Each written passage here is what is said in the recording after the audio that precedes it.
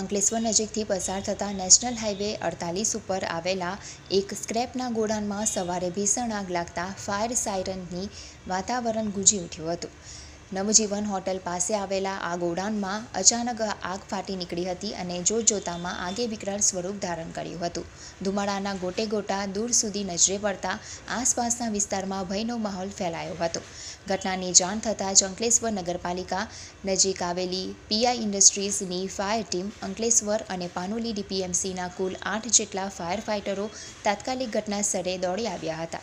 આ ટીમોએ સતત 3.5 કલાકની ભારે જહેમત બાદ આગ ઉપર કાબૂ મેળવવામાં સફળતા મેળવી હતી.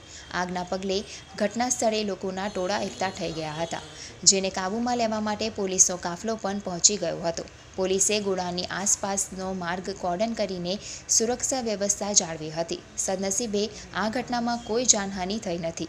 ઘટનાની જાણ તાલુકા ડિઝાસ્ટર ટીમને થતાં મામલતદાર કરણસિંહ રાજપૂત તેમજ અધિકારીઓ સ્થળ ઉપર દોડી આવ્યા હતા. આગ લાગવાનું પ્રાથમિક કારણ શોર્ટ સર્કિટથી હોવાનું ડિઝાસ્ટર ટીમ વડા કરણસિંહ રાજપૂતે જણાવ્યું હતું.